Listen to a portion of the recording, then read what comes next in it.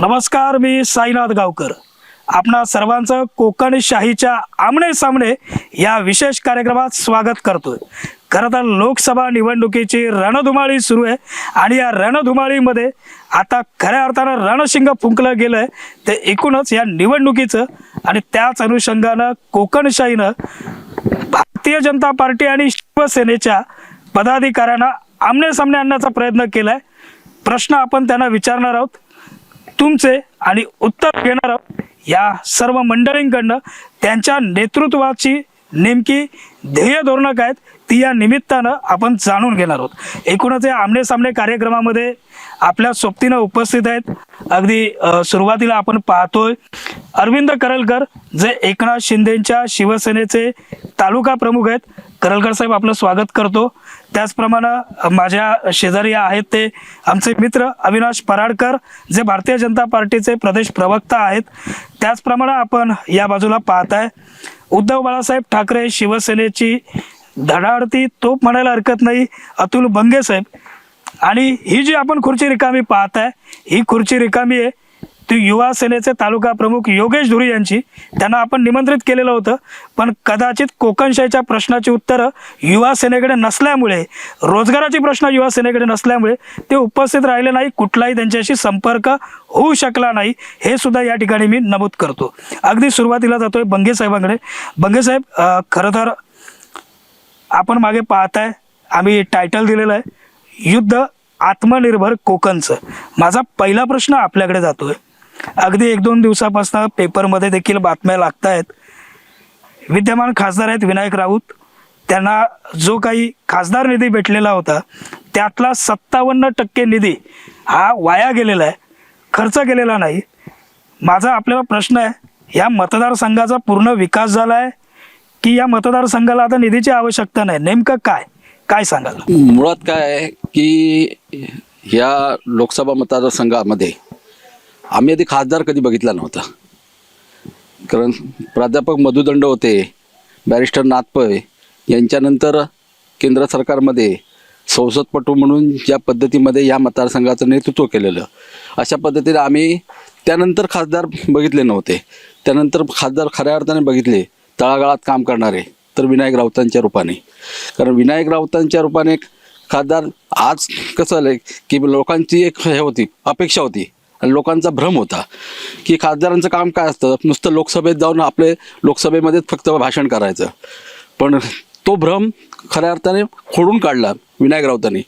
खासदार असून संसदेमध्ये सुद्धा चांगल्या पद्धतीमध्ये अभ्यासपूर्व भाषण करायचं, अभ्यासपूर्व मतदारसंघाचा व्यथा मांडायच्या, त्या ठिकाणी प्रश्न मांडायचे, त्या ठिकाणी आपली कामं मतदारसंघाची कामं व्हायला पाहिजेत. ज्या पद्धतीमध्ये आम्हाला तर माहिती नाही, कारण मी जवळजवळ 30 वर्षे राजकारणामध्ये आहे. कारण खासदार विनायक राऊतांनी दिलेला फंड हा खर्च पडला नाही, त्यांचा जो खासदार फंड होता अशा पद्धतीत कधीच झालं नव्हतं. कारण ज्या पद्धतीमध्ये गावागावात झालेली कामं आहेत ती विनायक राऊतांच्या रूपाने झालीत आणि गावागावात असलेला संपर्क जो खासदार म्हणून आहे तो विनायक राऊतांचा आहे. त्यामुळे अशा पद्धतीचे काय चुकीच्या पद्धतीत बातम्या येत आहेत ते आम्हाला मान्य नाही. आपण ह्या प्रश्नाचं उत्तर अविनाश पराडकर यांच्याकडनं घेऊया. पराडकर साहेब हे म्हणतात की आजपर्यंत आम्ही कधी खासदार या मतदारसंघात पाहिला नाही जो राऊत साहेबांच्या रूपानं आम्ही पाहतोय, आणि ह्या ज्या बातम्या येत आहेत ह्या चुकीच्या आहेत आणि खोट्या आहेत. तुम्ही काय सांगा?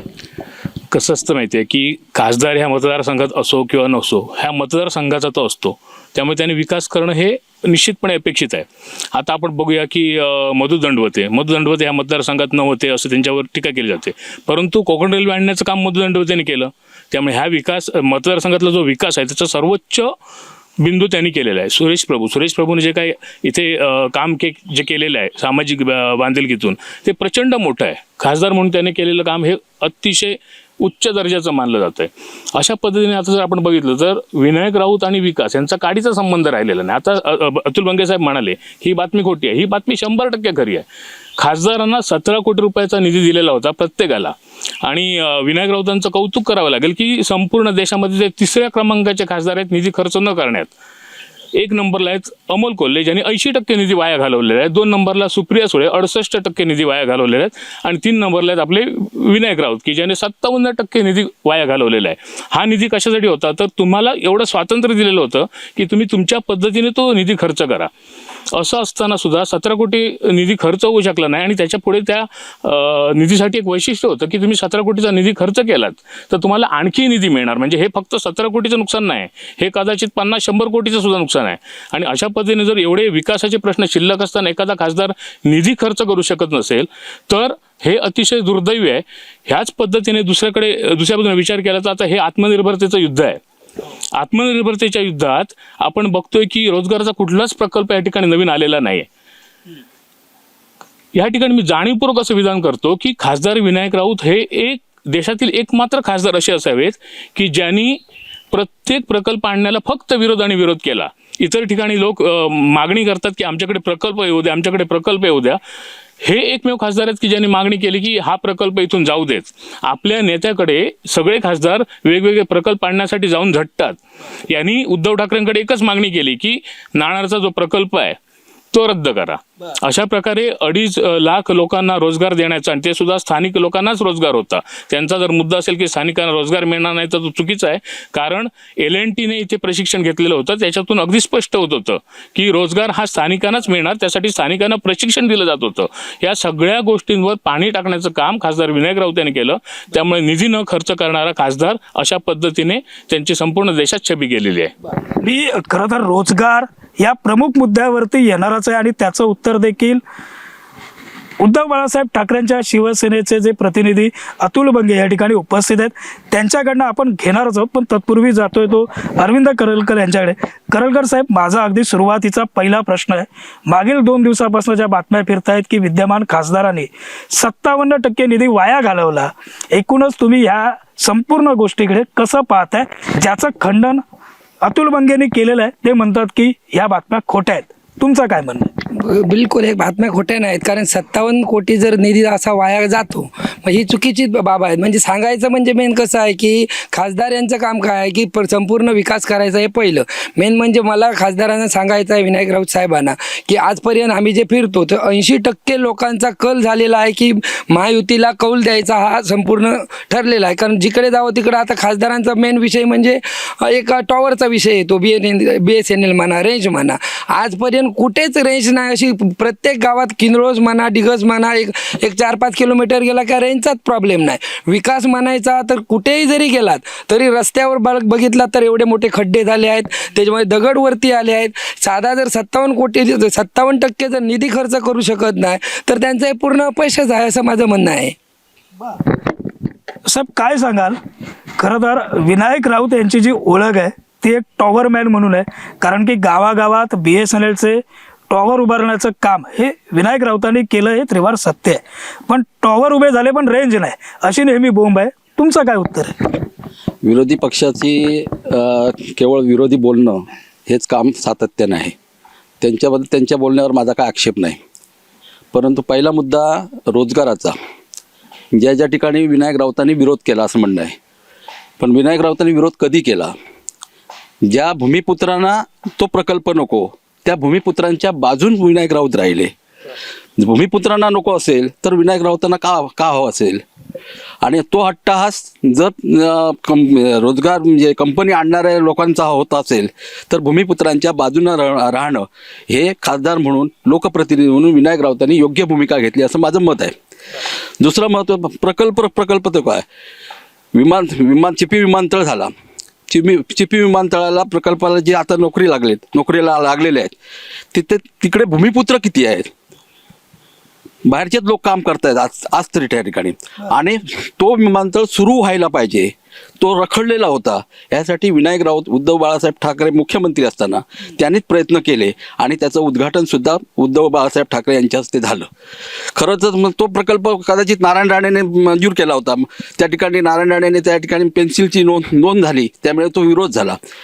नारायण राणेंना त्या ठिकाणी प्रकल्प आणला म्हणून विरोध झाला नव्हता, तर ते पेन्सिलची नोंद होती त्या जमिनी त्या ठिकाणी प्रकल्पापेक्षा जास्त तिथे लाटल्या जात होत्या म्हणून विरोध करत होते भूमिपुत्र. त्यानंतर ती बाजू समजून सांगण्याचं काम विनायक राऊत, वैभव नाईकांनी केलं आणि त्यानंतर तो प्रकल्प सुद्धा विमानतळासारखा प्रकल्प सुरुवात करण्याचं काम केलं. परंतु त्याहीपेक्षा भाजपने काय मोठं पाप केलं, आंतरराष्ट्रीय दर्जा त्याला चिपी विमानतळाला द्यायचं सोडून मोपाचं विमानतळाचं काम नंतर सुरू झालं, उद्घाटन झाल्यानंतर. आणि मोपाचं विमानतळ काम सुरू झाल्याच्या नंतर एकदम जलद गतीने झालं. तिथे पंतप्रधान येऊन त्या ठिकाणी उद्घाटन केलं आणि त्या ठिकाणी आंतरराष्ट्रीय दर्जा दिला. आणि त्या ठिकाणी विमानं आज सकाळी संध्याकाळ 5-5 मिनिटांनी विमानं सगळ्या देशात जातात, सगळे तिकडे जातात. चिपीचं विमानतळ फक्त उद्धव बाळासाहेब ठाकरेंनी सुरू केलं म्हणून केंद्र सरकारने त्या ठिकाणी एकच विमान सुरू केलं सकाळचं, एक दिवस आड करून. आणि ते सुद्धा कसं रद्द होईल, प्रवासी त्या ठिकाणी जाता कामा नयेत, ते हैराण व्हायला पाहिजेत अशा प्रकारचा प्रयत्न केला. आणि त्यांनी केंद्र सरकारने त्या ठिकाणी आंतरराष्ट्रीय दर्जा मोपाला तिकडे गोव्याचं सरकार असल्यामुळे त्या मोपा विमानतळाला आंतरराष्ट्रीय दर्जा दिला. त्यामुळे विनायक राऊत निधी खर्च केला नाही म्हणून सांगत. पण आज माझ्या गावात टॉवर आहे, माझ्या गावात कधी सुरेश प्रभू हे झाले खासदार झालेत, निलेश राणे खासदार झाले, कधी मला माझ्या गावात टॉवर आला नाही. पण कोरोनाच्या काळात मुलं ज्यावेळी अभ्यास घरी बसून करत होती त्यावेळी त्यांना रेंज मिळू लागली, ती खासदार विनायक राऊतांच्यामुळे. आणि आजही रेंज आहे. आणि कुठल्याही गावात जावा BSNLचे टॉवर झाले ते विनायक राऊतांमुळेच झाले. आणि आज खासदार म्हणून चांगल्या पद्धतीने काम करतायत. आता सगळीकडे माझा बंगे साहेब एक प्रश्न आहे आपल्याला. खरं तर आपण चिपी विमानतळाचा जो मुद्दा उपस्थित केलाय त्या मुद्द्याचं निश्चित मी BJPचे आहेत, एकनाथ शिंदेच्या शिवसेनेचे प्रतिनिधी या ठिकाणी आहेत, दोघांकडनं 100% त्याचं मी उत्तर घेणार आहे. माझा प्रश्न आहे आपल्याला, लोकांनी विरोध केला म्हणून आमचा विरोध, लोकांनी समर्थन केलं तर आमचं समर्थन, म्हणजे ज्या दिशेने वारा त्या दिशेनं लोकप्रतिनिधीने जायचं का, हा माझा पहिला सवाल.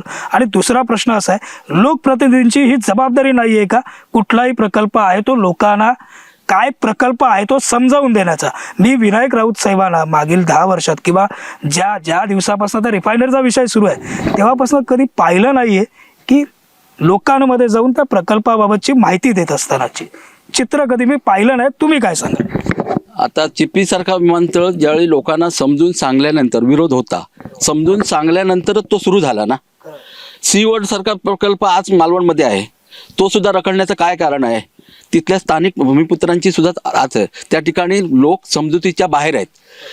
लोकप्रतिनिधीची किती इच्छा असली तो सीवर्ड व्हायला पाहिजे, देशामध्ये तो चांगल्या पद्धतीचा आहे, व्हायला पाहिजे, पण तिथले ते भूमिपुत्रांची त्यांना नको आहे ना. त्यामुळे लोकांना ती समजूत काढण्यापलीकडे लोक आहेत. त्यामुळे लोकांची समजूत काय करणार, मतासाठी आपण काही करणार, तो प्रकल्प व्हायलाच पाहिजे. कारण लोक परत त्या लोकप्रतिनिधीला विचारणार पण नाही ना. त्यामुळे समजूत घालण्याचं काम मतांचं राजकारण होतं ना साहेब. आणि चिपीसारखा एअरपोर्ट सुरू व्हायला पाहिजे ही इच्छा होती, लोकप्रतिनिधीची होती, म्हणून त्या लोकांची जाऊन समजूत घातली ना. त्या लोकांना पटलं ना.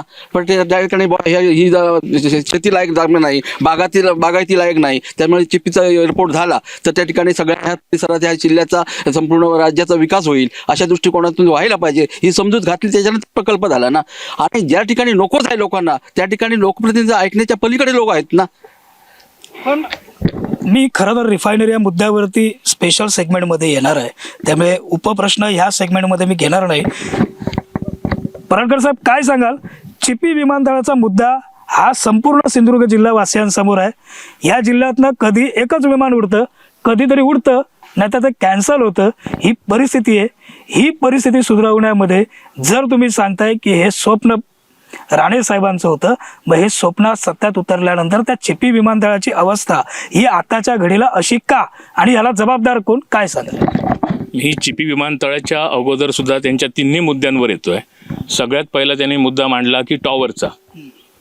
एक गोष्ट मी स्पष्ट करतो की कुठल्या मतदारसंघात टॉवर नाही आहेत हे स्पष्ट करावं. टॉवर ही केंद्र सरकारची योजना आहे. कोणीही खासदार असला असता तर ह्या टप्प्यात टॉवर येणार होते.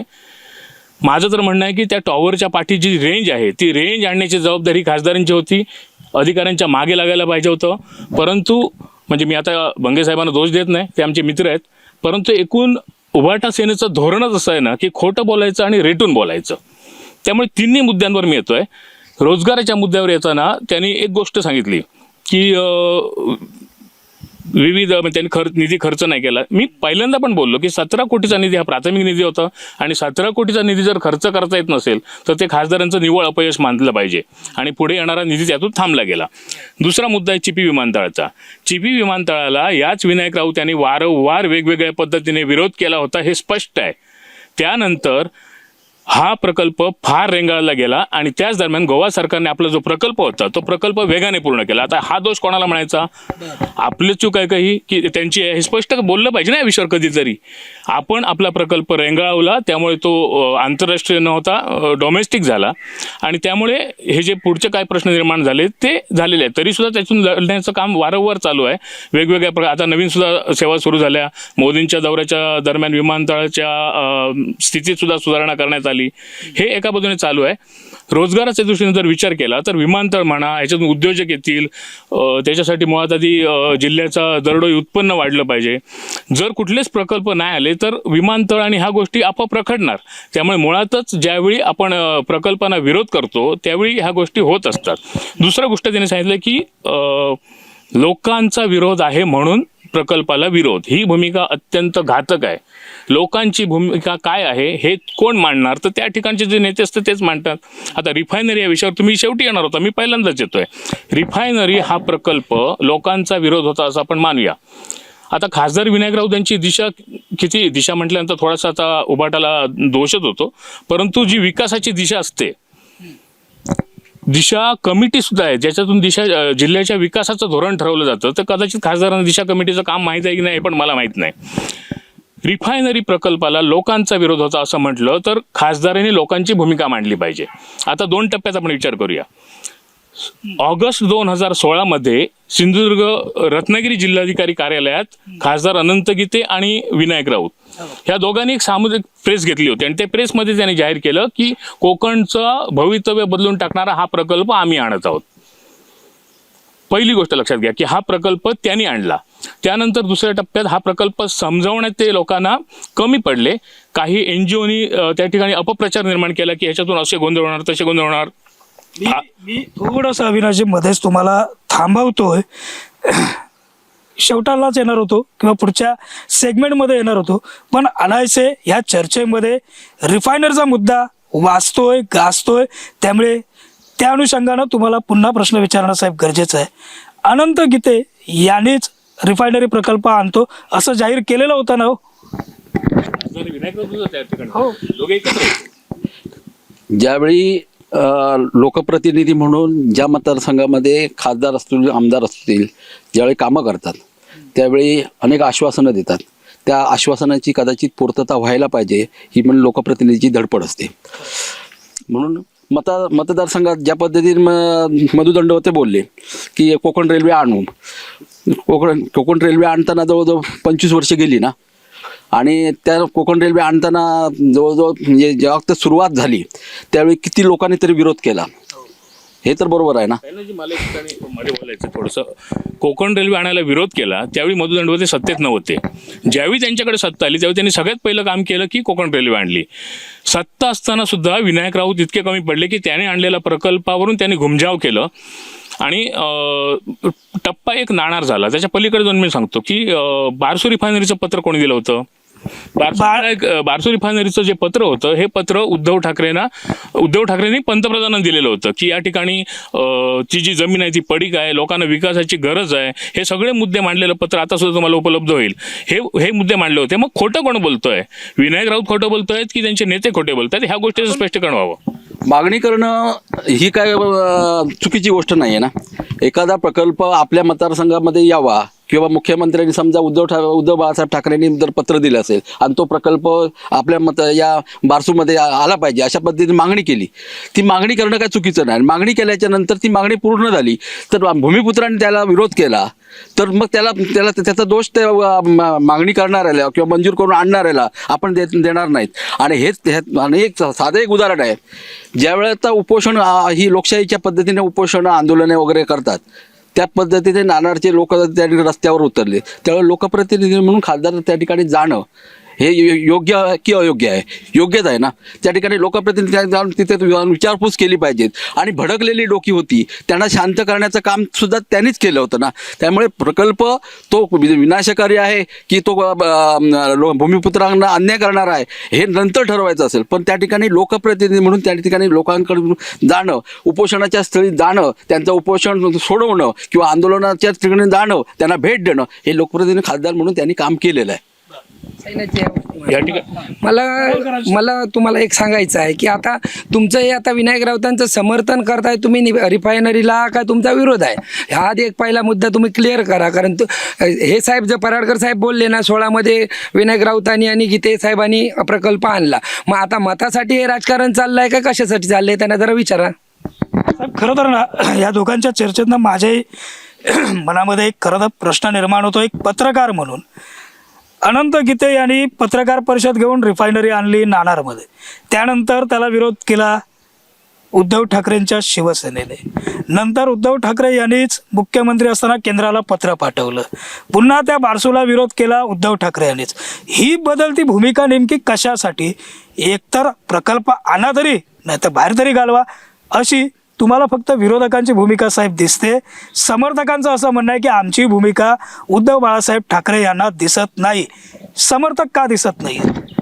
खरं तर मला वाटतं प्रकल्पाला विरोध खासदार विनायक राऊत किंवा वाटा सेनेचे पदाधिकारी करतात, नेते करतात, अशा पद्धतीने हे म्हणणं आहे ते चुकीचं आहे.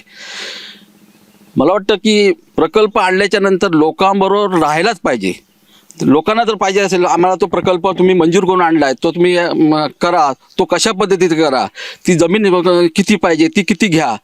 आधी तो प्रकल्प व्हायच्या अगोदर कोणी तिकडे जाऊन खरेदीचे व्यवहार केले, जमिनीचे व्यवहार केले, हे तिथल्या भूमिपुत्रांना कळले. त्याच्यामुळे तो विरोध झाला, तो वेगळ्या पद्धतीने विरोध झाला. प्रकल्पालाच विरोध हो हे करलकर किंवा पराडकर साहेब किंवा मी सांगू शकत नाही. पराडकर काय सांगा? हे विरोधाचं जे राजकारण आहे ना त्याबद्दल स्पष्टीकरण देणं हे सुद्धा फार विचित्र होईल. कारण बघा, एक लक्षात घ्या की खासदार विनायक राऊत यांनी जी भूमिका घेतली प्रकल्प नको, त्याच्या विरोधात भूमिका उद्धव ठाकरेंची होती. त्यामुळे आपल्याच पक्षाच्या नेत्यांच्या विरोधात आपण भूमिका घेतोय हे योग्य आहे का? आता राहिला प्रश्न लोकांचा. त्या ठिकाणी लोकांचा विरोध होता असं म्हटलं जातं.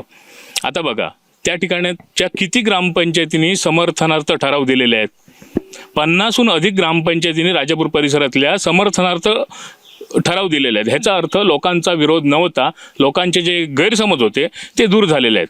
बरं, एखाद्या पक्षाची भूमिका असते विकासाची, ती करताना तुम्ही वारंवार कोलांटे उलटे कशा मारू शकता? भारतीय जनता पार्टीने पहिल्या दिवसापासून त्या ठिकाणी प्रकल्पाला समर्थन दिलं होतं. शेवटपर्यंत ते राहिले. मतासाठी भूमिका नाही बदलली. वरती एक भूमिका आहे, खाली प्रमोद जठार दुसरी भूमिका मांडताय, अशा प्रकारे काही गणित झालं नाही. या मागचं गणित कदाचित वेगळं असू शकतं. त्याचं उत्तर कदाचित विनायक राऊतच देऊ शकतील. कारण बघा, हा प्रकल्प ज्यावेळी इथे आला आणि तो रेंगाळवला गेला, त्याच्या मागे NGO काम करत होते. आजही तिथे NGO काम करतात, ज्या भारताच्या विरोधात काम करतात, हे स्पष्ट आहे. असं असताना जो विरोध केला गेला तो का केला गेला? तर इथे पर्यावरणाचा नाश होणार, इथे नाही, मला ते मुद्दे विचारायचे एक मी त्यांनाच ठीक आहे, मी मुद्द्यावर शेवटी येतो. मी विचारतो नेमका विरोध का होता हे मला बंगे साहेबांनाच विचारायचं आहे. खरं तर बंगे साहेब, रिफायनरी या विषयावरती अजून एक 10 मिनिटाची आपली चर्चा होईल. मला एक जाणून घ्यायचं आहे, खरं तर जो विरोध होतोय तुमचा म्हणजे उद्धव बाळासाहेब ठाकरेंच्या शिवसेनेचा, विनायक राऊत देखील दरवेळी सांगतात. मी हल्लीच त्यांची मुलाखत घेतली आणि त्यांना मुलाखतीमध्ये विचारलं होतं की साहेब ह्या निवडणुकीमध्ये रिफायनरीचा मुद्दा कितपत असेल. त्यांनी सांगितलं होतं की 100% रिफायनरीचा मुद्दा या निवडणुकीमध्ये असेल. नेमका विरोध रिफायनरीला तुमचा काय? मला वाटतं परत ह्या गोष्टीचं रिपीट करणं सुद्धा योग्य वाटत नाही. पराडकर साहेब बोलले की 50 ग्रामपंचायतींनी समर्थन दिलंय, ठराव दिलेत. आता कसं झालंय, कुडाळ तालुक्यात एखादा प्रकल्प असला आणायचा झाला तर मला वाटतं उबाटा सेनेचे जेवढे सरपंच आहेत त्यांच्याकडून सगळे ठराव मागून घेईल. कारण सहज आहे ते, कारण माझ्या पक्षाचे सरपंच आहेत, मला जो अपेक्षित आहे तसं ठराव तो देऊ शकतात. पण त्या गावात, त्या ग्रामपंचायतीच्या गावात ज्या लोकांना हवा आहे का लोक मागणी करतायत का? त्या विरोधात जाऊन ग्रामपंचायत टाकू शकते असं तुमचं म्हणणं आहे काय विषयावर? सर्वात नेत्यांनी सर सांगितलं मला एक ठराव द्या, एखाद्या विकास कामाचा जर ठराव मागत असले तर ताबडतोब ठराव देतात. ह्याच्या अर्थ जो विकास झाला आतापर्यंत तुम्ही जो आरोप करताय तो लोकांच्या विरोधात जाऊन केलात का तुम्ही? ठराव आणि लोकांचा विरोध. ग्रामपंचायतीत ठराव होता याचा अर्थ नाही साहेब एक गोष्ट लक्षात घ्या. गावातले लोक ज्यावेळी विरोध करतात ग्रामपंचायतीत म्हणून ग्रामपंचायतीने मागणी करायची. तर एखाद्या रस्त्याची मागणी केली तर तो रस्ता तो एक्वायर केलाय का, रस्त्याचं बक्षीसपत्र झालंय का, याची ग्रामपंचायतीने खात्री केली पाहिजे. ग्रामपंचायतीचा याचा अर्थ सरपंचाने नव्हे ग्रामसभेत हा ठराव टाकला गेला. ज्या ग्रामसभेत ग्रामसभेत साहेब या नाणार प्रकल्प ग्रामसभेत प्रत्येक ग्रामसभेत विरोध झालेला आहे. त्यामुळे लोकांनी विरोध केला. ते भूमिपुत्र त्या ठिकाणी होते आणि त्या ज्या गावाची ग्रामपंचायत त्या ग्रामपंचायतच्या नाणार ग्रामपंचायतच्या पूर्ण ग्रामसभेने विरोध केलेला आहे. एका ग्रामपंचायतीबद्दल नाही 50 ग्रामपंचायतीबद्दल बोलतो. आणि असं असेल तर तुम्ही वेगळं चित्र लोकांसमोर नेताय की सिंधुदुर्गमध्ये किंवा रत्नागिरीमध्ये लोकशाही नाही असं तुमचं म्हणणं आहे. माझ्या गावात ज्यावेळी प्रकल्प येतो तेव्हा माझ्या ग्रामपंचायतीचा ठराव घेणं आवश्यक आहे. त्यामुळे माझ्या गावातलेच लोक त्या ठिकाणी उपस्थित राहणार ना. मग त्या नाणार ग्रामपंचायतीच्या हद्दीत जो प्रकल्प होत होता त्या ग्रामपंचायतीने विरोध दर्शवला आहे, ठराव केला आहे. त्यामुळे लोकांना नको होतं. लोक त्या ठिकाणी खरे भूमिपुत्र होते. त्या ठिकाणी आजूबाजूचे भाजपचे पुढारी नव्हते त्या ठिकाणी भूमिपुत्र. एका ग्रामपंचायतीबद्दल नव्हे बंगे साहेब, मी 50 ग्रामपंचायतीबद्दल बोलतोय. आणि ग्रामपंचायतीमध्ये लोकांनी बहुसंख्येने ठराव पास केलाय की आम्हाला प्रकल्प हवा. राजापूर सारख्या ठिकाणी जी सभा झाली त्यावेळी सुद्धा अनेक CA वकील या लोकांनी केलाय. आता हे लोक जर वेगळे आहेत, हे भाजपचे असं म्हणणं असेल तर येणारा काळ भाजपचाच आहे असं म्हणावं लागेल. देवगडला प्रकल्प व्हायचा असला तर कुडाळच्या नगरपंचायतीच्या काय ठरावाची काय गरज भासत नाही. त्या देवगडच्या नगरपंचायतीचाच प्रकल्प नगरपंचायतीचा ठराव लागतो. त्यामुळे नाणारच्या ग्रामपंचायतीने विरोध दर्शवला तर बाकीच्या ग्रामपंचायतीने ठराव देणं त्या काय तो राजकीय भाग झाला. ज्या ज्या ठिकाणी हा प्रकल्प होणार होता त्या बाधित प्रकल्पग्रस्तांच्या ग्रामपंचायती होत्या. एकटा नाणार गावात हा ग्रामपंचायत नव्हता हे पहिल्यांदा समजून घ्या. ज्या ग्रामपंचायती ह्या त्याच्यात समाविष्ट होत होत्या त्या ग्रामपंचायतीचा समर्थनार्थ सपोर्ट आहे आणि हा विरोधकांपेक्षा जास्त आहे. बरं, मी दोन्ही मान्यवरांना बसण्याची विनंती करेन. दर्शक, खरं तर रिफायनरीचा जो मुद्दा आहे हा मागची 2019ची निवडणूक वाजवली. या रिफायनरीच्या मुद्द्यानं आताची 2024ची निवडणूक पुन्हा एकदा रिफायनरीच्या मुद्द्यावरती वाजते. विरोधी भूमिकेमध्ये उद्धव बाळासाहेब ठाकरेंची शिवसेना दिसते, समर्थनाच्या भूमिकेमध्ये भाजपा दिसतंय. अविनाश पराडकर साहेब, माझा आपल्याला थेट सवाल आहे. तुम्ही जर इतकं समर्थनाचं गुणगान गाताय तर मागील 7 वर्ष 8 वर्ष हे रिफायनरीचं घोंगडं जे आहे ते भिजत का पडलं? तुमची राज्यात सत्ता मागची 2.5 वर्ष होती, केंद्रात सत्ता आहे, मग का रिफायनरीचं घोंगडं हे आजपर्यंत भिजत आहे? असा थेट सवाल जनतेचा सुद्धा आहे, तो थेट भारतीय जनता पार्टीला. जेव्हा हा प्रकल्प आणला भारतीय जनता पार्टीने, जेव्हा भारतीय जनता पार्टीची सत्ता होती तेव्हा त्याला गती देण्याचा प्रयत्न झाला. विरोधकांना समजावून तो विरोध कमी करण्यात आला. परंतु जर तुम्हाला माहीत असेल की रिफायनरी होणार अशी परिस्थिती असताना विनायक राऊतने एकमेव काम केलं की उद्धव ठाकरेंना गळ घालून अधिसूचना रद्द करण्याचं काम केलं. हे पहिलं काम केलं. त्यामुळे सातत्याने ज्या ठिकाणचे खासदार आहेत, आमचं तेच म्हणणं आहे की लोकप्रतिनिधी आहेत, त्या लोकप्रतिनिधीने विरोधात वातावरण करण्याचं काम केलेलं आहे. हे फक्त एकट्या रिफायनरीसाठी नाही आहे, आत्मनिर्भर होण्यासाठी जे काही उद्योग असतील त्या प्रत्येक उद्योगाला त्यांनी विरोध केलेला आहे. म्हणजे अगदी सिवल्ट प्रकल्प असेल, सिवल्ट प्रकल्पामध्ये लोकांना समजवण्याचं काम त्यांचं होतं. आणि हा तर काही पर्यावरण घातक नव्हता. दुसरी गोष्ट अशी की हा जर पर्यावरण घातक असेल तर मग उद्धव ठाकरेंनी पंतप्रधानांना का पत्र दिलं की त्या पत्रात ते म्हणते की 15,000 एकर जमीन आम्ही देतो, आपल्याकडे एवढी लोकसंख्या. आज बेरोजगारीच्या प्रश्नावर जर काम करायचं असेल तर तो प्रकल्प आला पाहिजे. दुसरी गोष्ट म्हणजे तो प्रकल्प ग्रीन रिफायनरी प्रकल्प आहे, त्याला होणारा विरोध हा चुकीच्या पद्धतीतून होतोय. ग्रीन रिफायनरीमुळे जर प्रदूषण होत असलं असतं तर जामनगरमध्ये आपण बघतोय तर जगातील सर्वात मोठे झूम आहे आणि गेल्या काही वर्षात जे पर्यटन वाढलं आहे जामनगरमध्ये ते रिफायनरीमुळे जे झालेला विकास आहे त्याच्यामुळे झालेला आहे. अशा परिस्थितीत जर उद्धव ठाकरे साहेब आपल्या सहकुटुंब सहपरिवार त्या ठिकाणी जात आहेत, एखादा वेडिंगचा कार्यक्रम होतोय, मग ही घातक कशी असू शकते? मग तुमची नेमकी भूमिका काय? तुम्ही एका बाजूला पत्र पाठवून समर्थन करता, तुमचे खासदार विरोध करता. स्पष्ट आहे का की उद्धव ठाकरे आणि विनायक राऊत यांचं पटत नाही? तसं असलं तर सांगावं की उद्धव ठाकरेंच्या आग्रहास्तव किंवा विरोधामुळे आम्हाला ही भूमिका घ्यावी लागते. दोघांच्या दोन भूमिका कशा ॲक्सेप्ट करायच्या? भारतीय जनता पार्टीने आपल्या पक्षातर्फे 100% समर्थन दिलेलं आहे आणि जेव्हा जेव्हा संधी मिळते तेव्हा तेव्हा पाठिंबा दिलेला आहे, प्रयत्न केलेला आहे. आणि खरं तर ना, मगातपासून दर्शक आपण ही चर्चा ऐकताय, त्या पक्षाचे अभ्यासू निमंत्रक कोकणशाहीनं या मंचावरती बोलवलेले आहेत. म्हणजे सर्वांची चर्चा ऐकल्यानंतर आपल्यालाही पटेल काय होतंय साहेब माहितीये, फक्त या राजकारणामध्ये नुकसान होतंय ते सर्वसामान्य जनतेचं. आजच्या घडीला गावं ओस पडत चाललेत, गावातल्या प्राथमिक शाळा बंद पडत चालल्यात, पण याचं सोयरसूतक एकाही राजकीय नेत्याला नाही. अशा पद्धतीची परिस्थिती आताच्या घडीला या कोकणात निर्माण झालेलं चित्र पाहायला भेटतंय. हे मात्र तितक्याच बेधडकपणे या चर्चेच्या निमित्तानं मांडतोय. मी जातो अरविंद करलकरांकडे. करलकर साहेब, खरं तर रिफायनरीची चर्चा आपण ऐकलेली आहे. माझा आपल्याला सवाल आहे, सीवड प्रकल्पाबाबत नेमकं तुमचं आत्ताचं मत काय, म्हणणं काय? पुढील 5 वर्षात तरी सीवड प्रकल्प झाला पाहिजे का? तुम्ही विरोधात असणार की समर्थनार्थ असणार? आम्ही मेन म्हणजे या समर्थनार्थ, सिवल प्रकल्प हा माझं समर्थन सांगतो. पक्षाची भूमिका बाजूला राहिली. सिवल प्रकल्प व्हायलाच पाहिजे. तो प्रदूषणकारी असा प्रकल्प नाही आहे. त्याच्यामुळे लोकांना जर बेरोजगार लोकांना जर कामं करण्याची संधी मिळत आहेत, तसंच आता मगाशी आपण नाणार प्रकल्प बोललात आपण, 2,500 लोकांना जवळजवळ हे मिळत आहे, काम करण्याची संधी मिळते. त्याच्यामुळे बेरोजगारी दूर होणार आहे. त्याच्यामुळे हे प्रकल्प व्हायलाच पाहिजे अशी माझी इच्छा आहे. बंगे साहेबांकडे जाऊया. बंगे साहेब, काय झालं सीवडचं? इतक्या वर्ष सीवड उभा का नाही झाला? आता त्यांचं म्हणणं आहे की सीवडला उभाटा सेनेच्या नेत्यांनी विरोध केला, पण मला वाटतं या मतदारसंघात 2 वेळा आमदार उभाटा सेनेचे झाले. त्यामुळे जर दुसऱ्या वेळा उभे राहिले आणि जर सीवडला विरोध झाला असता तर त्या मालवण तालुक्यातनं आमदारांना वोटिंग झालं नसतं. म्हणजे आमदारांनी विरोध केला नाही. फक्त आमदार भूमिपुत्रांशी कशासाठी राहिले, खासदार भूमिपुत्रांशी कशासाठी झाले की सीवडला लागणारी जमीन तेवढीच घ्या. आजूबाजूच्या ज्या जमिनीसाठी जे काय नेत्यांच्या बायकांसाठी जे नावावर तुम्ही जमिनी घेत होता ते तुम्हाला आम्ही त्या प्रकल्पाच्या नावाखाली घेऊ देणार नाही, अशा प्रकारची भूमिका त्या खासदार विनायक राऊत, वैभव नाईकांनी मांडल्यामुळेच त्या ठिकाणी भूमिपुत्रांचा विरोध झाला, नेत्यांचा विरोध नाही. त्यामुळे हे आधी त्यांनी समजून घ्यावे. मला बोलायचं आहे की आता तुम्ही बोलताय साहेब की नेत्यांच्या बायकांच्या जमिनींसाठी, म्हणजे नेत्यांच्या बायका जमिनी घेणार किंवा नेते जमिनी घेणार ह्याला तुमचा विरोध आहे काय प्रकल्पाला विरोध आहे? ते आधी बोला पहिलं ना. जमीनदारांचाच विरोध होता ना. ज्यावेळी कुठल्या नेत्याने आपल्या बायकोच्या नावावर जमीन घ्यायला तिथे गेले त्यावेळी जमीनदारांनी भूमिपुत्रांनी विरोध केला ना. म्हणून त्यांच्या पाठीमागे, भूमिपुत्रांच्या पाठीमागे लोक आमचे नेते राहिले. कोकणचा जो विकास आहे ना, तो अफवांच्या बाजारावर बिघडवण्याचं काम उभाटाच्या नेत्यांनी केलेलं आहे. माझं स्पष्ट म्हणणं आहे की मागची 2.5 वर्ष तुमच्या हातात सत्ता होती.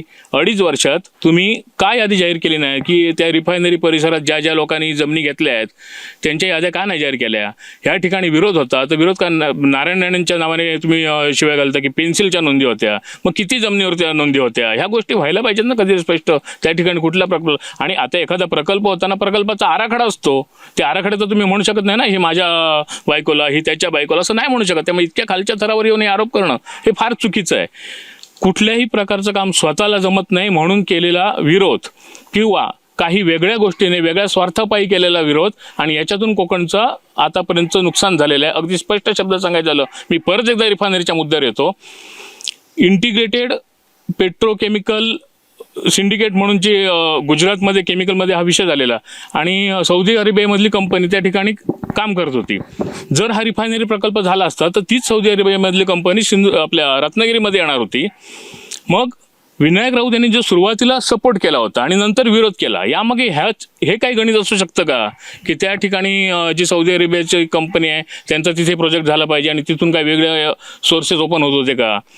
प्रत्येक वेळी विरोध करायचा, समर्थन द्यायचं, विरोध करायचा, तुमची एक भूमिका असू शकत नाही का? तुम्ही लोकांचं विरोध आहे, लोकांचं समर्थन आहे, हे तुम्ही दर 6 महिन्यांनी बदलू शकता का? ठीक आहे. मला खरं तर ना या राजकीय आरोप प्रत्यारोपांमध्ये एक पत्रकार म्हणून मला आणि जनता म्हणून माझ्या कोकणशाहीच्या दर्शकांना काडीचा पण इंटरेस्ट नाही. तुमची राजकीय एकमेकांवरच्या आरोप प्रत्यारोपांमधनं आमचं काही भलं होणार नाही. मला एकाच प्रश्नाचं उत्तर पाहिजे साहेब. वैभव नाईक साहेबांना दुसऱ्या वेळी निवडून दिलं लोकांनी कारण की लोकांचा विरोध होता, हे तुमचं म्हणणं गृहीत धरू, पुढे जाऊ आपण त्या चर्चेच्या. मग नाईक साहेबांनी मागच्या 5 वर्षामध्ये सिवलसारखा प्रकल्प व्हावा यासाठी काय काय प्रयत्न केले? लोकांना जर पाहिजे असेल तर वैभव नाईकांनी निश्चितच प्रयत्न केले असतील. लोकांना जर तो प्रकल्प नकोच असेल तर वैभव नाईक कशा प्रयत्न. असं म्हणणं आहे लोकांना सिवल प्रकल्प मालवणमध्ये नको आहे, भूमिपुत्रांना नको आहे, त्यामुळे तो सिवल प्रकल्प वैभव नाईकांनी थांबवला नाही, लोकांनी थांबवलाय. आणि दुसरी साहेब एक पेन्सिलच्या नोंदी पराडकर साहेब सांगतात. पेन्सिलच्या नोंदी नारायण राणेला परोळेमध्ये अडवलं का हो भूमिपुत्रांनी? पेन्सिलच्या नोंदी घातल्या, 7/12 वर घातल्या. त्या तलाट्याला, मंडळ अधिकाऱ्याला, त्या तालुक्याच्या तहसीलदाराला त्या ठिकाणी साहेब ऐकून बोलावणं केलं. त्यावेळी नारायण त्यांचं तिथे बैठका होत होते की नाही सांगा. नारायण राणेने आदेश काय दिले? पेन्सिलच्या नोंदी आता कमी काढून टाका आणि त्याच्यानंतर प्रकल्प सुरू करा. त्या ठिकाणी आदेश दिल्याच्या नंतर पेन्सिलच्या नोंदी काढल्या ना, त्यावेळी लोकांनी विरोध. मग पेन्सिलच्या नोंदीमुळे विरोध असेल तर वैभव नाईक 10 वर्ष या ठिकाणी आमदार आहेत, त्यांच्या आदेशांना सरकारी अधिकारी ऐकत नाहीत का असं तुमचं म्हणणं आहे? पण सिवोल्डच्या एका पेन्सिलच्या नोंदीचा आणि सिवोल्डचा काय प्रश्नच नाही. तिकडे भूमिपुत्र विरोध करतात, वैभव नाईक विरोध नाही. आता मी राजकारण हटवल्या गेल्या नारायण राणे साहेबांच्या ह्यांनी हटवल्या गेल्या म्हणता येत नाही, तर मग साहेबांच्या ह्यांनी हटवल्यानंतर मग आता विरोध कशाला करता तुम्ही? साठी जे भूमिपुत्रांच्या पेन्सिलच्या नोंदी केलेल्या होत्या त्यावेळी नारायण राणेंना परोळेमध्ये अडवलं भूमिपुत्रांनी. त्यावेळी पेन्सिलच्या नोंदी कमी करण्यासाठी नारायण राणेने आदेश दिले, त्यामुळे पेन्सिलच्या नोंदी कमी झाले. ज्या प्रकल्पाला चिपी एअरपोर्टला जेवढी जागा लागत होती तेवढीच जागा घ्या अशी भूमिपुत्रांची मागणी होती, लोकनेत्यांची आमची मागणी होती. त्यानुसार जेवढी जागा होती तेवढीच घेतली, बाकीची काय हॉटेल बिटेलसाठी घेतलेली होती ती पेन्सिलच्या नोंदी कमी केल्या. बंगे साहेब, माझा आपल्यालाही प्रश्न आहे आणि तुम्ही त्या प्रश्नाचं मला उत्तर दिल्यानंतरच मी पुढे जाणार आहे. यांनाही तोच प्रश्न मी विचारणार आहे. माझा आपल्याला प्रश्न आहे, मागील 5 वर्षात त्या सिवडसारख्या प्रकल्पातनं तर कुठलं प्रदूषण होणार नव्हतं, तिथल्या तरुणांच्या हाताला रोजगार मिळणार होता. कोकणशाहीचा सर्वे आज मालवणमधले व्यावसायिक असतील, व्यापारी असतील, या सर्वांना तो सिवड प्रकल्प पाहिजे, त्याचे ऑन रेकॉर्ड पुरावे कोकणशाहीकडे आहेत. तुमचं नेमकं काय म्हणणं आहे? तुमचा सिवडला समर्थन आहे, विरोध आहे? तुम्ही लोकांना सिवडची नेमकी तो सिवड प्रकल्प आहे काय हा समजावून देण्यासाठी तुमची शिवसेना पुढाकार पुढच्या 5 वर्षात घेतानाचं चित्र पाहायला मिळणार आहे की नाही? अगदी थोडक्यात. प्रकल्पाच्या बाजून राहण्यापेक्षा लोकांच्या बाजून राहणं महत्त्वाचं असेल. लोकप्रतिनिधी म्हणून, आमदार म्हणून निवडून दिलंय, लोकांनी निवडून दिलंय, त्यामुळे लोकांच्या व्यथा आहेत त्या आमदार म्हणून त्यांनी लोकांचं ऐकलं पाहिजे. त्यामुळे आमदार वैभव नाईकांनी जी भूमिका घेतली ती लोकांची भूमिका घेतली. सिवड प्रकल्पाला त्यांचा विरोध नाहीये, लोकांसाठी घेतलेली आहे. लोकांनी म्हटलं उद्या ग्रामसभा घेऊन हा आमचा प्रकल्प पाहिजे, हा तो प्रकल्प सुरू करा, त्यासाठी निश्चितच वैभव नाईक प्रयत्न करतील. माझा हाच प्रश्न तुम्हाला पण आहे अविनाश पराडकर साहेब. यांनी आपलं जे काय मत सांगितलं, मागील 5 वर्षात ठीक आहे विरोधी बाकावरती असाल, परंतु सत्ता तर होती ना, राज्यात सत्ता बीजेपीची आहे, सत्ता बीजेपी तीवड होण्यासाठी तुमच्या नेत्यांनी प्रयत्न का नाही केले? मी परत एकदा वेगळ्या मुद्द्यावर येतो, कारण तुम्ही काय म्हणणार माहितीये की हे मुद्दे आम्ही मांडायला गेले की तुम्ही म्हणणार आम्हाला राजकारणात इंटरेस्ट नाही. बरोबर, जनतेला नाहीच आहे तो इंटरेस्ट, मग तुमच्या राजकारणात काहीच इंटरेस्ट. मला प्रकल्पाच्या पलीकडे एक प्रश्न विचारायचा आहे की रत्नागिरी सिंधुदुर्गमध्ये लोकांना किंवा जनतेला जी त्यांना अपेक्षित आहे त्यांना रोजगार हवा आहे की नको, की त्यांना रोजगार नको आहे? ते जसे प्रकल्प नको म्हणतात ना, तसं माझं म्हणणं आहे की रोजगार नको ही भूमिका जनतेची आहे का? आणि जर रोजगार हवा असेल तर रोजगाराच्या दृष्टीने गेल्या 10 वर्षात खासदार विनायक राऊत यांनी काय प्रयत्न केले हे पण त्यांनी स्पष्ट करायला पाहिजे. आता अनंत गीते आपला विषय नाही, परंतु अनंत गीतेने सांगितलं होतं की बांबूपासून कागद बनवणारा देशातील सर्वात मोठा कारखाना मी गुहागरमध्ये आणतोय. आणला का? विनायक राऊत यांनी रिफायनरीला विरोध म्हणून सांगितलं होतं की मी कंपनी आणणार. एक किस्सा तुम्हाला सांगतो, कंपन्या मी या ठिकाणी आणणार आणि म्हणून त्यांनी रोजगार देणाऱ्या कंपन्यांचा मेळावा लांजामध्ये भरवला, बंगे साहेबांना माहिती असेल. आणि या ठिकाणी फक्त एकच कंपनी आली, म्हणजे खासदार विनायक राऊत यांचं देशामध्ये किंवा राज्यामध्ये किती वलय स्पष्ट होतं. एकच कंपनी आली, ती सुद्धा कंपनी कुठली होती तर थकीत कर्जदारांकडून वसुली करायची. म्हणजे आधीच लोकांना रोजगार नाही, त्याच्यात तुम्ही एक कंपनी आणता ती सुद्धा थकीत कर्जदारांचं कर्ज वसूल करणारी. काय विकासाची संकल्पना आहे? मी पहिल्यांदाच म्हटलं की दिशा कमिटीमधून ह्या जिल्ह्याच्या विकासाचं कुठलं नियोजन केलेलं आहे का, की लोकांचं समर्थन विरोध ह्याच्यातच हे सगळे जाणार आहेत. लोकांना एकदा संपूर्ण जिल्ह्याचा विकासाचा आराखडा तयार करून ही जी भूमिका आहे ती मांडता आली पाहिजे. आणि गेल्या भाजपची सत्ता असताना तुम्ही बघितलंय की इन्फ्रास्ट्रक्चरवर ज्या पद्धतीने जोर दिला गेला आहे. रवींद्र चव्हाण यांनी 6,000 कोटीची कामं ह्या मतदारसंघात आणली आहे. ज्यावेळी इन्फ्रास्ट्रक्चर येतं तेव्हा प्रकल्प येतात. भविष्यात आमची त्या दृष्टीनेच वाटचाल चाललेली आहे, स्पष्ट आहे. खरं तर मी सर्व मान्यवरांना 2 मिनिटं बसण्याची विनंती करेन. खरं तर दर्शक हो ना, मी नेहमी सांगतो आताचा मतदार राजा हा सुज्ञ आहे, म्हणूनच त्याला मतदार राजा म्हटलं जातं. लोकसभा निवडणुकीचं बिगुल तर वाजलेलं चित्र आपण पाहतोय. रणधुमाळी सुरू झाली आहे. ह्या एकूणच रणधुमाळीमध्ये प्रामुख्यानं विषय वाजला पाहिजे, गाजला पाहिजे, तो म्हणजे रोजगाराचाच. आणि याबाबतचा आरसा कोकणचा हा कोकणशाहीचा स्पेशल एपिसोड सुद्धा आम्ही आपणा सर्वांच्या भेटीला आणतोय. साहेब, मी ऑन कॅमेरा जाऊन सिंधुदुर्ग रत्नागिरी जिल्ह्यातल्या गावागावांमध्ये पोहोचलो.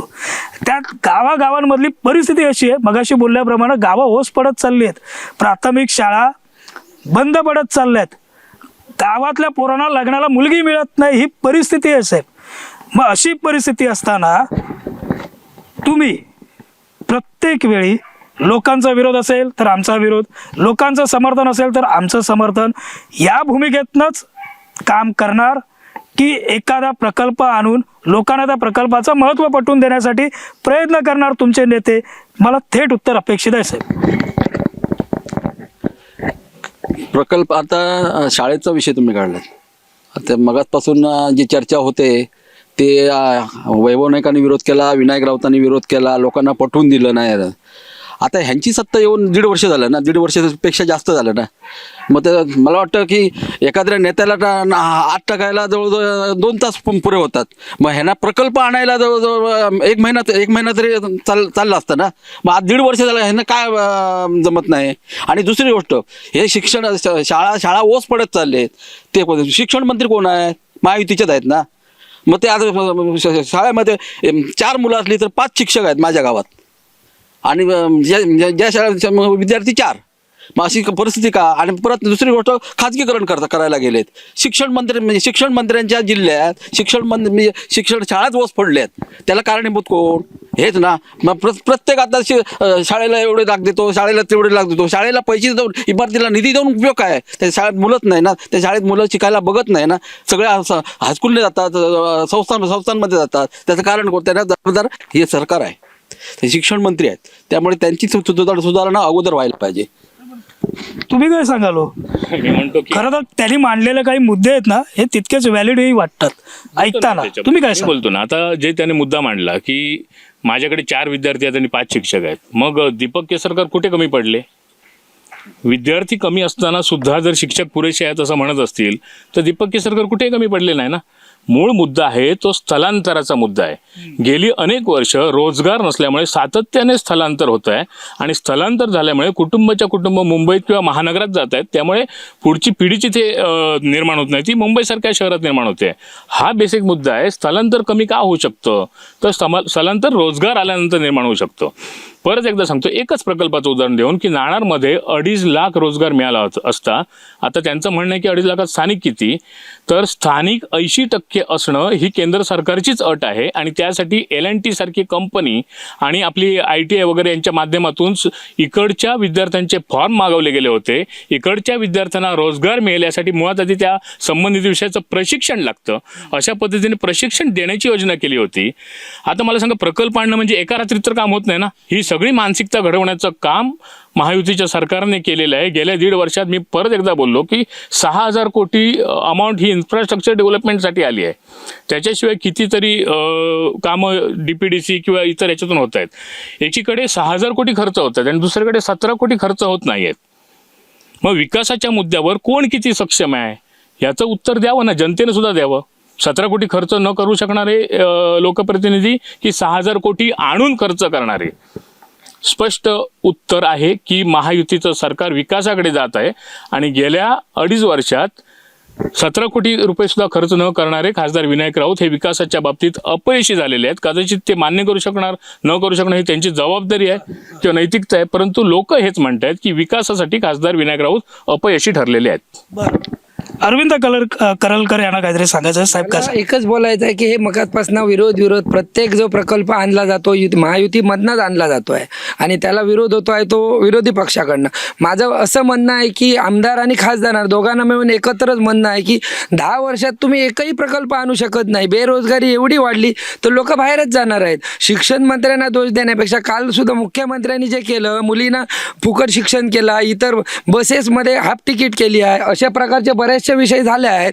ते या लोकांना विरोधी लोकांना दिसत नाही. 1.5 वर्ष काय केलं आहे हा त्यांचा जर मानस आहे किंवा म्हणण्याचा उद्देश आहे तर मला त्यांना एक सांगायचं आहे. ज्यावेळी मागच्या वेळा 2.5 वर्ष आधी कोरोनामध्ये गेली, कोरोनानंतर परत त्याच्यातली अर्धी वर्ष आली, 1.5 वर्ष आमच्याच मुख्यमंत्र्यांकडे महायुतीची सत्ता आली. त्या सत्तेमध्ये अशा बऱ्याचशा योजना आहेत. आता साहेब बोलले 3000 कोटी खर्च, काय एकट्या सावंतवाडीत 1100 कोटी खर्च झाला आहे. आताच्या सावंतवाडी सिंधुरत्नमधनं बऱ्याचशा योजना दिल्या गेल्या आहेत. आज नाही म्हटलं ते दशावतारांसाठी एक गाड्या दिल्या गेल्या आहेत, त्या एक 90% सबसिडी करून दिल्या आहेत, 75% सबसिडी आहेत. अजून 600 कोटीचा निधी सिंधुरत्नमध्ये आहे, फंडिंग चालू आहे त्याचं. ब्युटी पार्लर म्हणा, एक कुक्कुटपालन म्हणा किंवा एक संपूर्ण असे जे व्यवसाय आहेत ते सगळे व्यवसाय त्याच्यातनं दिलेच आहेत ना. आणि विकास काय नाही. माझं असंच म्हणणं आहे की जर आमदारांनी केला आहे तर आज रस्त्याची सगळी चाळणच झाली आहे. आमदार आहे कुठे नाही, आमदार फक्त कुठे दिसतात, कधीतरी बारशाला दिसतात, कधीतरी म्हाळाला दिसतात. आम्ही पण जातो, ते जायलाच पाहिजे आहे. मला असं एक उदाहरण द्या की अमुक माणसाचा प्रॉब्लेम आला की लाखभर रुपये आमदारांनी मदत केली एका व्यक्तीत. एक 5-10 हजार आम्ही पण करतो हो, किंवा आम्ही पण सगळ्यासाठी जातो. ते जायलाच पाहिजे प्रत्येकाने. त्याच्यामुळे आता आम्ही सर्वे केला आहे. मी आता थोड्या वेळाने प्रेस घेणारच आहे. महायुतीमार्फत जवळजवळ 80% लोक आमच्यासोबत आहेत. हे संपूर्ण आम्ही जवळजवळ प्रत्येक आता 156 बूथ आहेत, तर टोटल 9 विभागमध्ये आम्ही फिरलो आहे. महायुती आमचे वरिष्ठ फिरले आहेत, आंग्रे साहेब म्हणा, रुपेशजी पावसकर म्हणा किंवा इतर महिला जिल्हाध्यक्ष फिरले आहेत, आमचे तुळसकर साहेब आहेत. सगळ्यांना घेऊन, विधानसभा अध्यक्ष बबन शिंदे आहेत, सगळ्यांना घेऊन आम्ही फिरलो आहे. आम्हाला असं निदर्शनास आलं की महायुती ची सत्ता 80% लोकांचा त्याला कल आहे. मग आता जनता त्यांना दाखवून देणार आहेत की 10 वर्षात त्यांनी एकही उद्योग आणला नाही आहे आणि आणलेल्या उद्योगाला लोकांचं ह्याच्या बायकोच्या नावावर जमीन, त्याच्या बायकोच्या नावावर जमीन करून विरोध करतायत.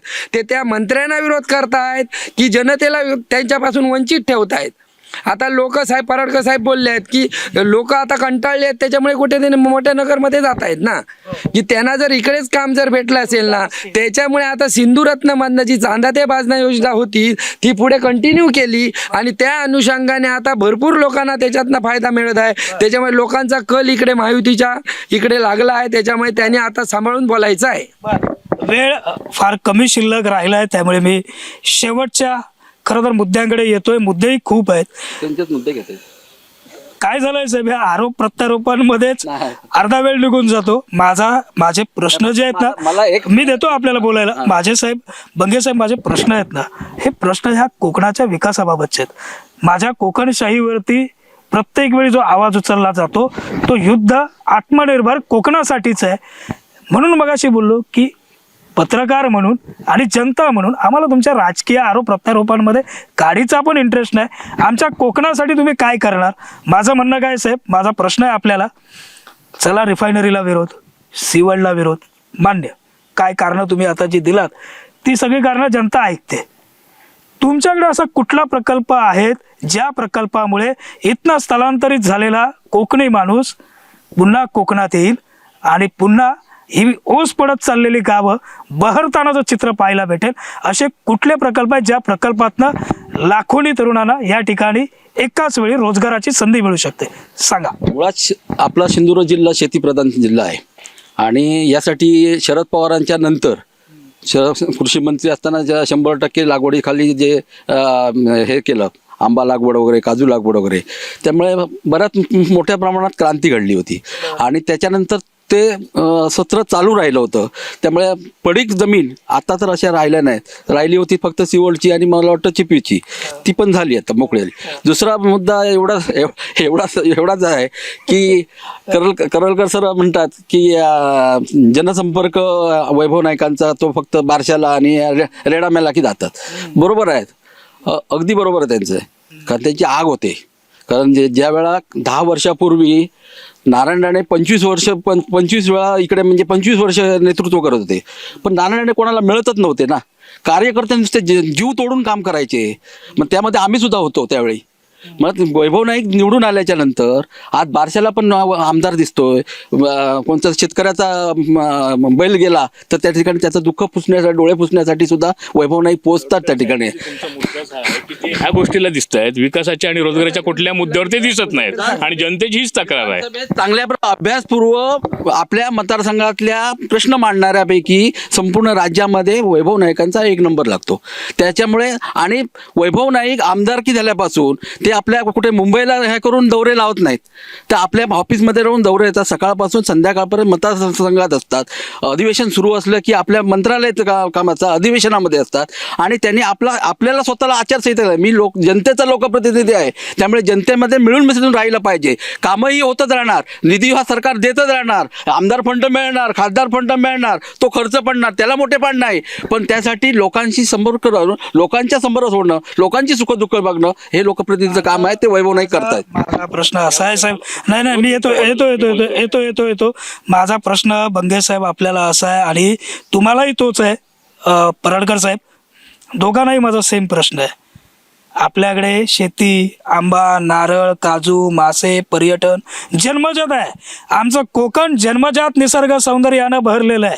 असं असताना सुद्धा इथनं लोकांना मुंबई आणि शहराच्या ठिकाणी नोकऱ्या जाण्याची वेळ काय येता हो? मला तेवढंच प्रश्नाचं उत्तर द्या तुम्ही.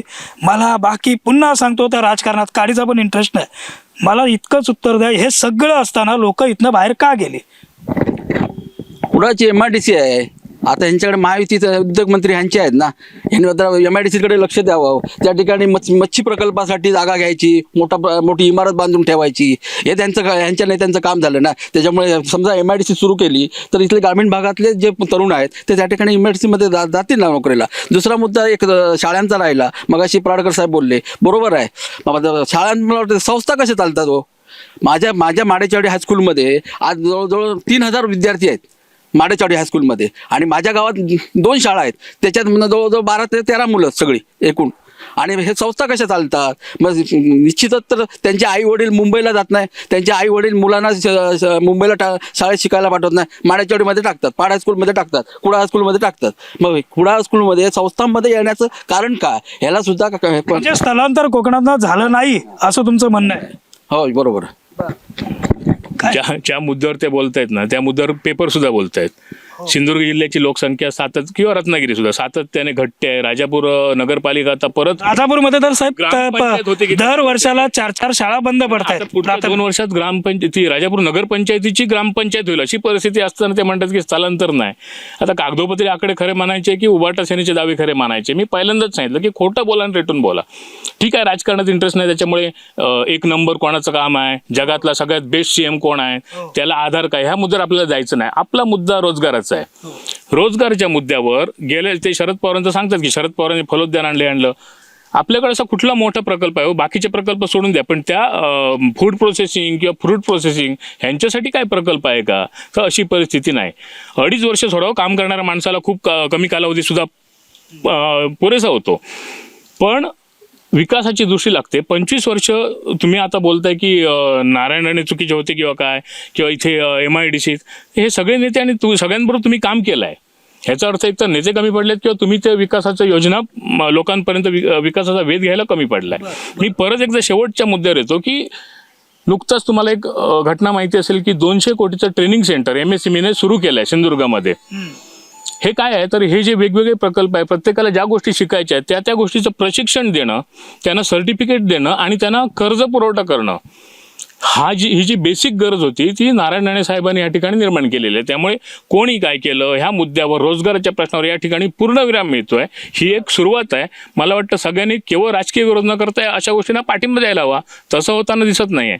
1 नंबर कोणी कशाच्या कुठल्या बेसवर काढला किंवा राणेंच्या जवळपास जाणारं काम कोणाचं आहे का, रवींद्र चव्हाणांच्या जवळ जाणारं काम कोणाचं आहे का, या मुद्द्यावर उत्तर द्यावं. खरं तर बंगे साहेब, पराडकर साहेब आणि करलकर साहेब, आपलं मगापासून सर्वजण दर्शक कोकणशाहीचे ऐकतायत, त्यांनाही बरेच प्रश्न पडलेत, कमेंट्स येत आहेत लाईव्हमध्ये, त्याच्यामुळे या प्रश्नांची उत्तरं सुद्धा आपण निश्चित पुढच्या टास्कमध्ये आपण पुढच्या वेळेस घेऊ. तत्पूर्वी काही कोकणशाहीचे दर्शक सुद्धा आपल्याबरोबर या ठिकाणी या चर्चेमध्ये सहभागी झालेत. त्यांचेही काही प्रश्न आहेत. खरं तर कोकणामध्ये रोजगार आला पाहिजे हा प्रमुख मुद्दा घेऊन युद्ध आत्मनिर्भर कोकणचं हा कोकणशाहीने आमने सामने आणलेला कार्यक्रम आहे.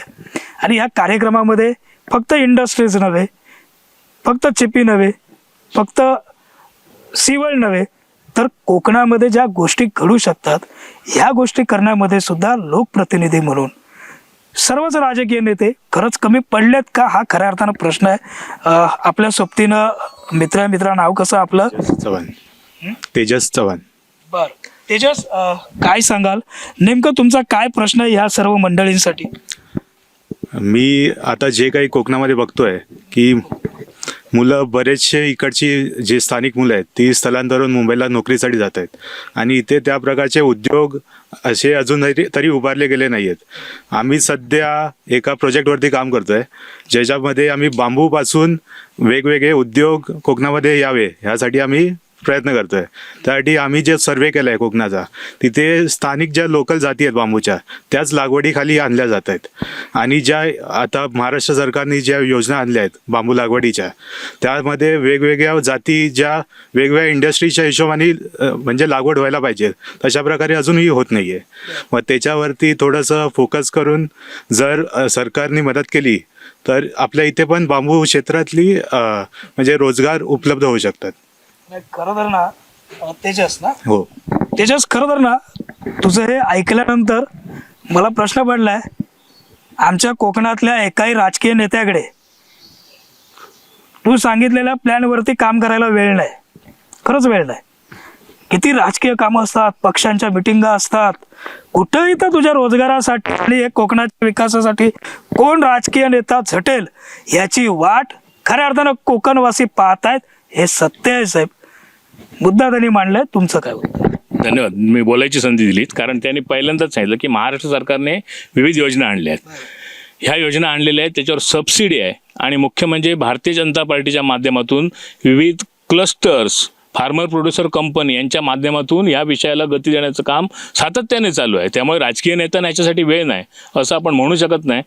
मी तुम्हाला कितीतरी उदाहरण देऊ शकतो की भारतीय जनता पार्टीच्या कार्यकर्त्यांनी क्लस्टर सुरू केलेत, अगदी माणगावपासून सुरू केलेत आणि बांबू या विषयावर काम चालू आहे. येणाऱ्या काळात त्याचे पण रिझल्ट तुम्हाला मिळतील. त्यामुळे सरकार किंवा भारतीय जनता पार्टी कुठेही या म्हणजे स्वारस्य नाही असा प्रकार नाही आहे. साहेब तुम्ही काय सांगा? तत्पूर्वी याच मुद्द्यावर मी बोलतो. याच मुद्द्यावर साहेब तुम्ही चांगला प्रश्न केला आहे की मला सांगायचं आहे की सिंधुरत्नमधनं मगाशी मी बोललो जवळजवळ तुम्हाला मका उद्योग म्हणा किंवा कुठचाही उद्योग केलात, बांबू लागवड जरी केलात तरी 75% सबसिडी आहे साहेब त्यांना. त्याच्यामुळे नक्कीच आमचे जे आता जे निवडून येणारे मंत्री म्हणा किंवा इतर कोण असतील आमदार खासदार त्यांच्यामार्फत आम्ही पुढची कारवाई करून कामाला लागू. आम्ही एवढं तुम्हाला आश्वासन देतो आम्ही. बर नाव कसं आपलं? नमस्कार, माझं नाव संजय परब. आमची कोकण उद्योग पर्यटन विकास संस्था आहे. गेली 25 वर्षापासून आपण कोकणात काही वेगवेगळे रोजगार व्हावेत म्हणून आम्ही मुंबईमधून येऊन आम्ही सतत इथे काम करत असतो.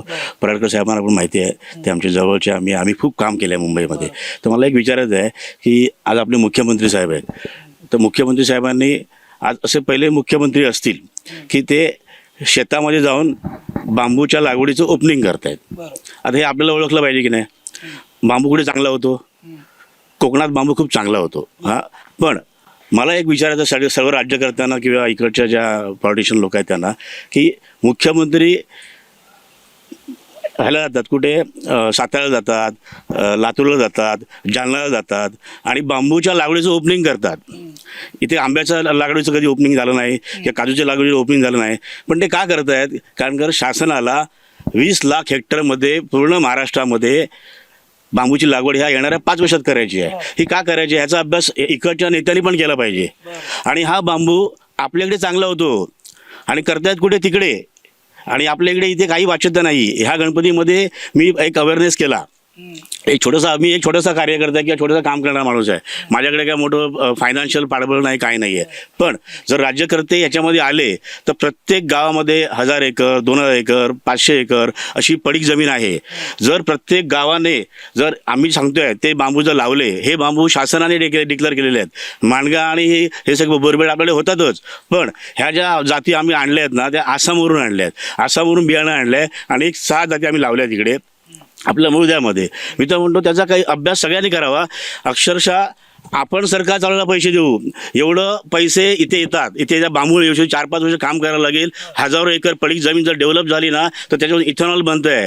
आज सरकारचं धोरण आहे की आता जे पैसे चालले आहेत बाहेर पेट्रोल आणि सर्व आणायला, हे फार मोठे पैसे रक्कम जाते, बाहेर गावी जाते. जर हे पैसे जर शेतकऱ्यांना मिळाले ना तर शेतकऱ्यांचं बरं होईल. नितीन गडकरी साहेब काय म्हणतायत की तुम्हाला ऊसाचा भाव देऊ.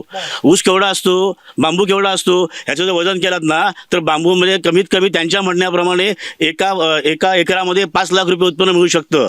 आणि त्याला कमी पाणी लागतं, काही नाही लागतं. आणि प्लस आता जे हवामान आहे, या बदलत्या हवामानाला बांबू हा खूप पोषक आहे. म्हणजे भविष्यात लाकडाला उत्तम पर्याय बांबू आहे. आणि मला तर म्हणणं आहे की सर्व राज्यकर्त्यांनी एकत्र यावं आणि बांबू लागवडीसाठी गावागावात जाऊन प्रयत्न करावेत. आणि त्याची खऱ्या अर्थानं जनजागृती व्हावी. खरं तर आपण या चर्चेमध्ये सहभागी झालात, आपल्यालाही मी धन्यवाद देतो आणि बसण्याची विनंती करेन. अगदी शेवटच्या सेगमेंटकडे मी येतोय. पहिला जातो अरविंद करलकरांकडे. करलकर साहेब, खरं तर ही चर्चा मागील काही वेळापासून सुरू आहे. अनेक मुद्दे यामध्ये चर्चिले गेले.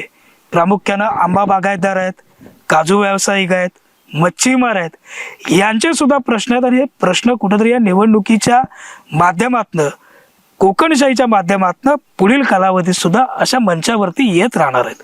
या सगळ्याचं जे मूळ आहे ना ते कुठेतरी बेरोजगारीकडे जात आहे. ज्यावेळी कोकणची गावं बहरलेली दिसतील, ऑटोमॅटिक सर्व व्यवसाय सुद्धा तितक्यात ताकदीनं बहरलेले दिसतील. हा कोकणशाहीचा सर्वे आहे. मी शेवटचा प्रश्न आपल्याकडे घेऊन येतोय, तुम्ही काय सांगाल? ह्या निवडणुकीमध्ये प्रामुख्यानं मतदार राजासमोर, जनतेसमोर आपण कुठले मुद्दे घेऊन जाणार आहात, काय सांगाल? मेन म्हणजे मुद्दे म्हणजे सांगायचं म्हणजे पहिलं आधी आम्ही जे आता नवीन जे चाललं आहे की आता ही बदल व्हायलाच पाहिजे. खासदार साहेबांना 10 वर्ष दिली आहेत, आमदार साहेबांनाही 10 वर्ष दिली.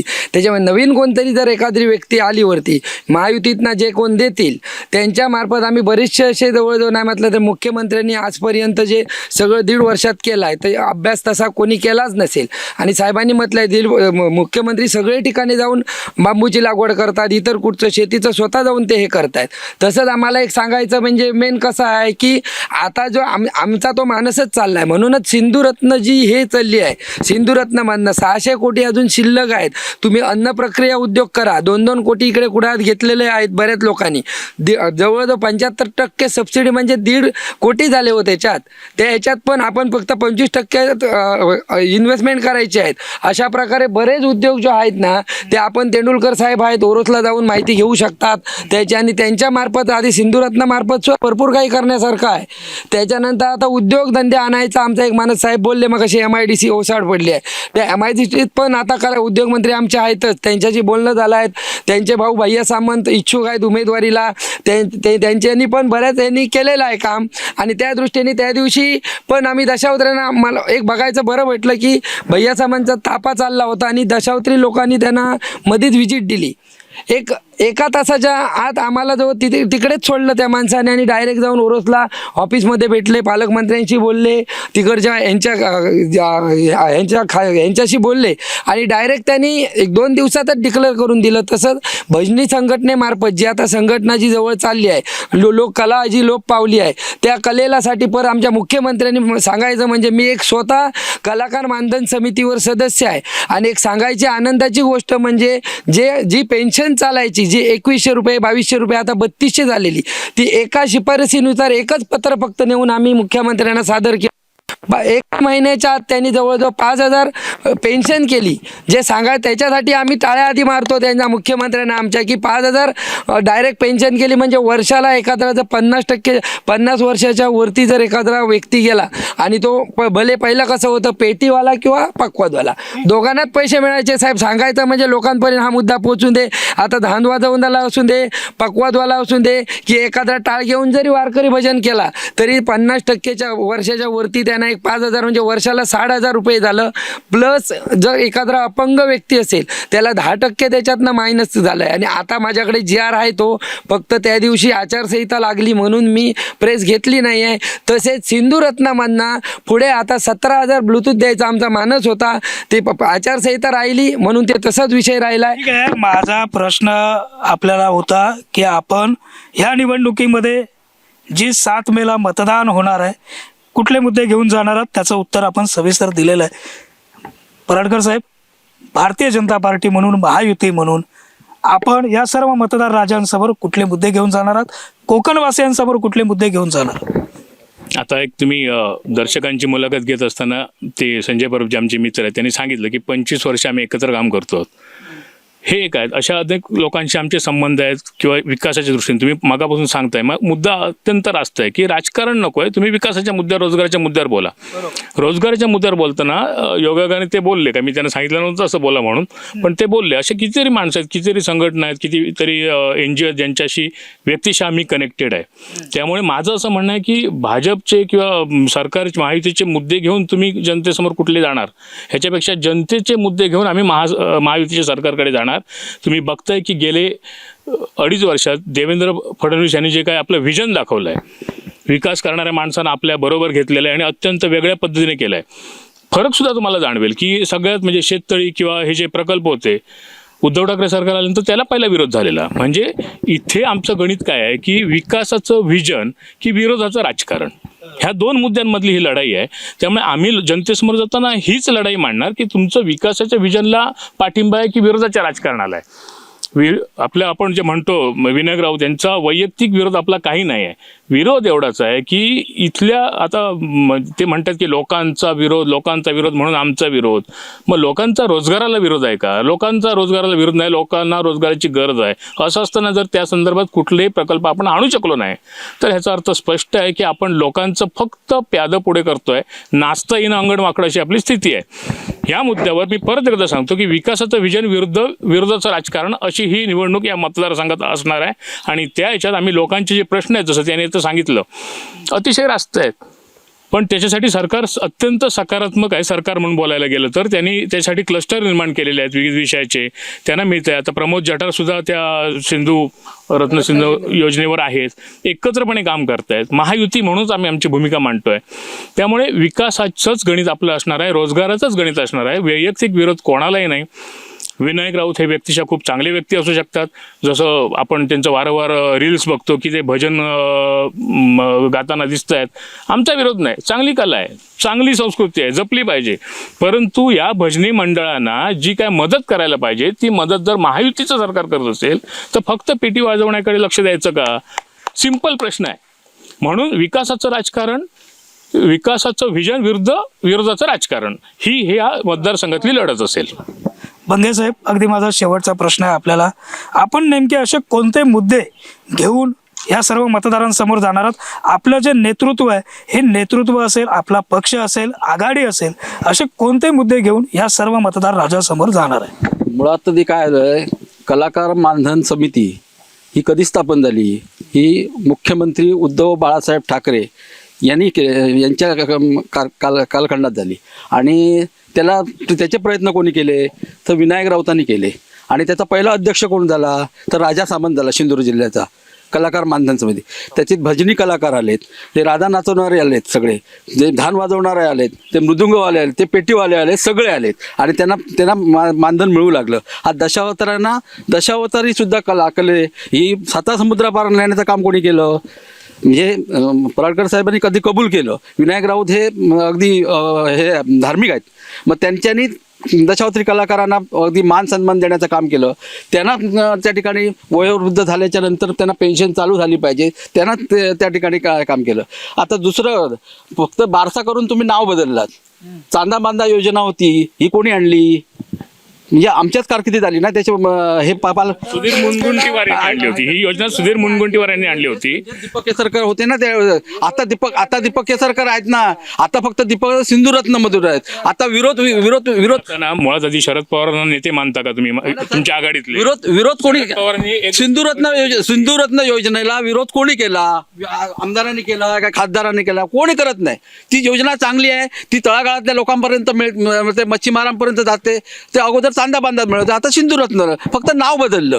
त्यामुळे ते तुम्ही आणलीत आणि हे आम्ही आणली ह्याचा विषय नाही. कोणीतरी ती सुरू केली. चालली आहे सिंधुरत्न मधनं जास्त. आता तुम्हाला पण पाटाला ट्रान्सफॉर्मर सिंधुरत्न मधनं दिला आहे. केसरकर साहेब सर्व आहेत त्याचे. ट्रान्सफॉर्मर पहिला सुद्धा इकडे गेला, आमच्या कविलकाट्यात आला, पण नावं आमदार साहेबांनी केली तिकडे जाऊन उद्घाटन. आमदारांनी सुचवलेली कामं त्यांनी केली मंजूर. आमदारांनी सुचवलेली कामं आहेत. दुसरी महत्वाची विषय आणि विकासाच्या दृष्टीने आम्ही विजन कोणतं घेऊन जाणार लोकांसमोर हे की आमचे नेते, आमचे खासदार आमचे लोकांना भेटतात. हा ती पहिलं विजन. कारण लोकांच्या समस्या जाणून घेतात, तळागाळातल्या कार्यकर्त्याला भेटतात, तर गावागावात पोचतात. हा विषय. दुसरी गोष्ट महत्वाची, ही मुख्यमंत्री एकनाथ शिंदे झाल्यानंतर फक्त वैभव नायकांच्या बजेटमधल्या कामांना आणि 25-15च्या कामांना स्थगिती दिली होती. आणि ही स्थगिती उठवण्यात वैभव नाईक सरकारने उठवली नाही. कोर्टामध्ये वैभव नाईक गेले, त्याचे वकील केलं त्याला, आणि कोर्टामध्ये जाऊन कोर्टाने स्थगिती उठवून त्याला राज्य सरकारला आदेश दिले की यांची स्थगिती उठवा आणि यांचे पैसे कामं सुरू करा म्हणून. त्यामुळे बजेटची कामं आणि 25-15ची कामं सुरू झाली. त्यामुळे कोण अशा गोष्टींना विरोध करत नाही. आणि वैभव नाईक असो, आमदार असो आणि खासदार विनायक राऊत हे पुन्हा परत 5 वर्ष राहणार आहेत आणि लोकांच्या मनातले आणि जनतेच्या मनातले नेते आहेत.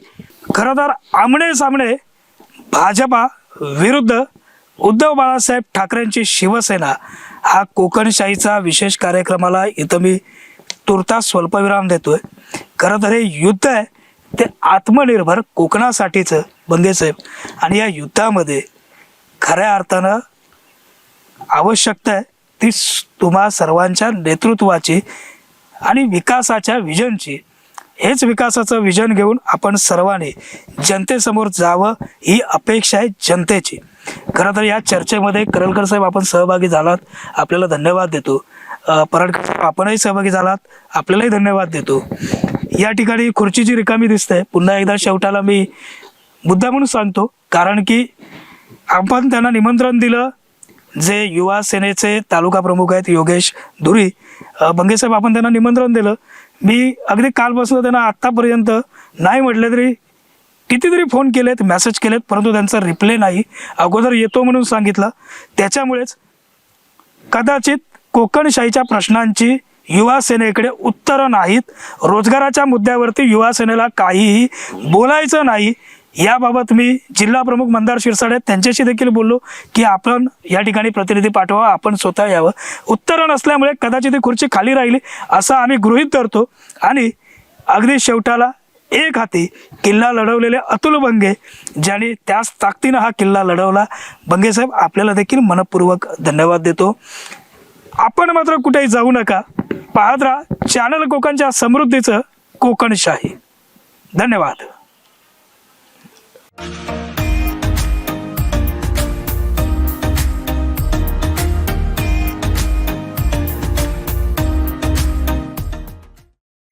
असे नवनवीन व्हिडिओ पाहण्यासाठी कोकणशाहीचं यूट्यूब चॅनल सबस्क्राईब करा व बेल बटन प्रेस करा. तसेच फेसबुक पेज लाईक करा आणि इंस्टाग्राम पेज व ट्विटर पेजला फॉलो करायला विसरू नका.